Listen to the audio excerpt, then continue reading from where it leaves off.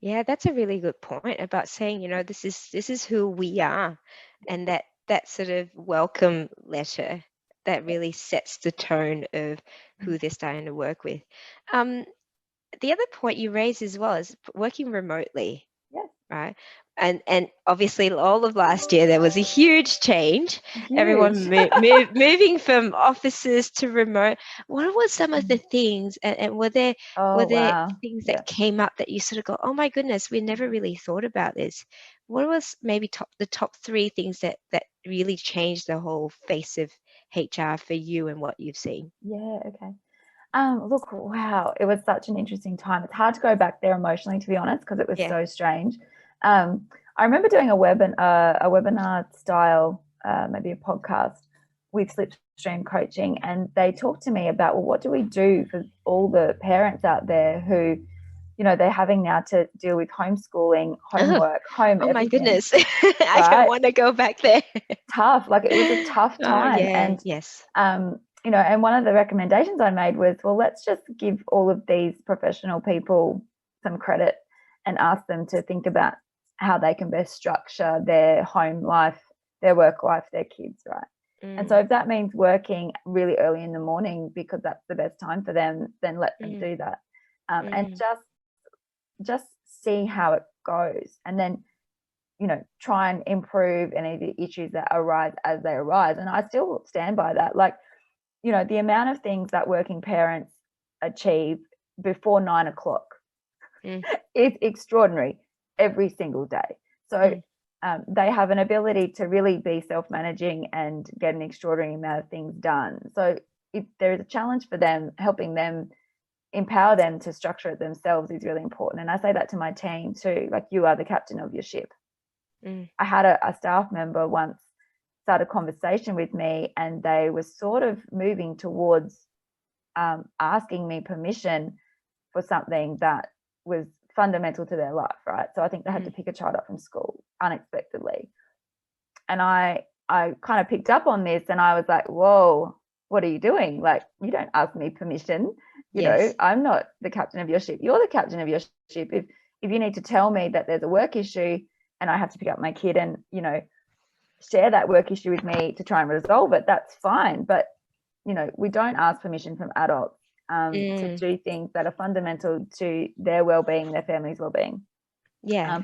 So I think really encouraging that, I've used the word infantilize. We do tend to create structures, and particularly control-based construction structures in business, that infantilize adults, right? Mm, You have to be here at a certain time.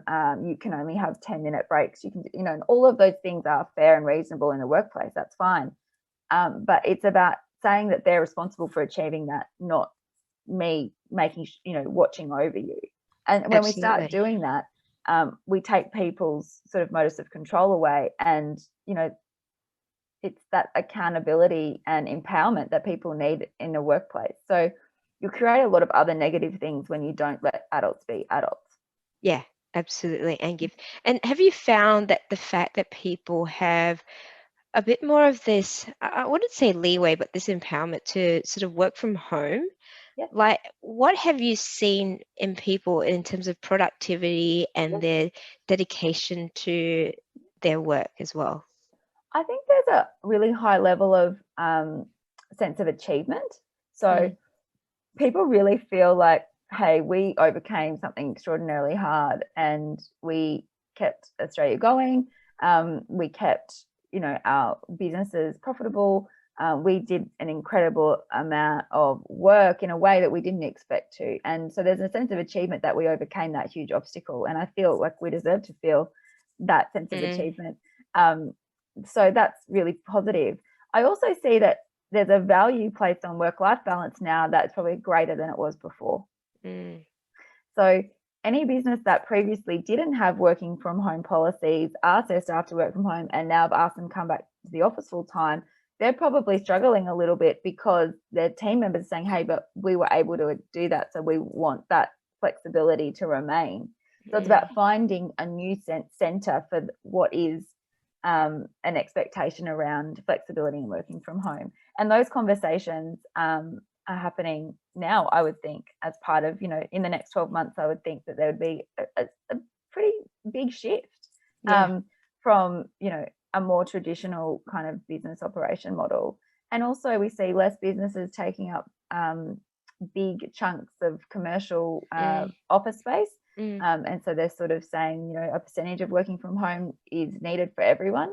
So there's been a lot of new norms for different businesses. They're kind of finding their own way. Yeah, absolutely. And so in terms of people drafting their employment agreements, because that's one of the things that you helped us with, are you finding that you're needing to now put in place, which weren't there before, these sort of work from home, flexible working arrangements into these employment agreements? And if so, what are some of the key ones that you've noticed that are coming into place now? Yes. Okay. There's a couple of things around that. Unless an employment agreement is to work from home, I wouldn't recommend it being in the employment agreement. So having a workplace policy outside of an employment agreement provides more flexibility for things to move and change. Whereas if it's in an employment agreement, it can only be altered by the two parties coming to an agreement. Okay. Whereas workplace policy is about consulting with the work group and the people in it, obviously, getting views about what would work in that business and then putting something in place that provides business.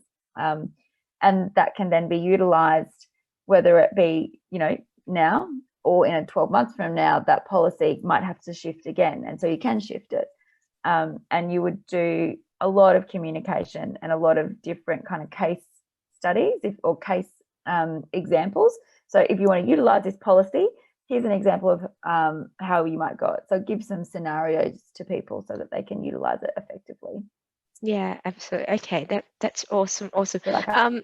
I think that really covers off a lot of things in terms of just the things to keep in mind, particularly a lot of people working remotely now. We're obviously working globally. We're a lot more integrated globally as well.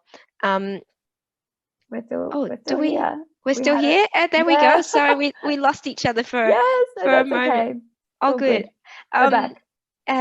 Karen, tell us a little bit about what Workforce Positive does for business owners, so we can, people who are looking for some help, particularly in this space. Again, when we started doing payroll and employment agreements, I was like, oh my goodness, I don't know what to do. And you've really helped us sort of navigate that space. So tell us a little bit more about the business itself. Yeah, so Workforce Positive is a HR consultancy service. So we would recommend that all small businesses look at their foundational processes first. So like you say, the first thing is I'm employing someone. What are my legal obligations? So making sure that you're across the industrial relations requirements for employment. So a modern award. And then there's several pieces of communication that need to go to every person that you employ. That is advised by the Fair Work Ombudsman. So we make sure all of that happens. But before you employ anybody, I always recommend that you look at your insurance. So as a business owner, making sure that you have good governance and protection in place, because ultimately it's true that, an employee is one of the most likely people to litigate against you, make some sort of claim. So having some protection in place, or at least knowing what protection you need, then you can make an informed decision about whether or not you want it, is really important before you go down the path of actually employing people. And in terms of insurance, are you talking about this insurance like professional indemnity and public liability? That's the sort of insurance we're talking about. No. So yes, you need those insurances to operate your business. Generally, PI and public liability, etc., is required. But also to protect you against claims from staff, it's usually something more like a management policy or a director's insurance. So having a talk with a reputable broker to let them know, look, I'm thinking about employing people. What sort of protection do I need to put in place? It's really important. Yeah, that's really good to know, because a lot of businesses will have PI insurance and public liability, and that's probably something that we've got to look into. Is there something that because we're often thinking outside, like we're going to have, if in the worst case scenario, disputes with clients or whatever. You're not thinking internally. So No. there are insurances for internal as well. Okay, that's good to know. And we do, and we work with a reputable broker that we'd be happy to connect people with if they have questions. That will be good. So I'll be emailing you excellent after this well, as there well. we go. There we go. Welcome. Excellent. No, that's fabulous. Yeah. No, keep going. I think there's more that you guys do, obviously. Yeah. So once we understand what our obligations are, it's about putting all of the necessary documentation in place and communication with the staff members. So establishing a process for when you recruit to make sure you tick all of those boxes. And then, there are requirements around your payroll. So making sure you know what they are, making sure you know how your pay slip needs to be presented. So what needs to be on it and when it needs to go to staff. And then the next step is, how do we actually make people feel welcome and clear about why they've joined the business? So welcome in the sense that, this is who we are and, this is how we operate. These are the people to go to if you have questions and problems, and helping people settle in, making an environment where they can feel connected.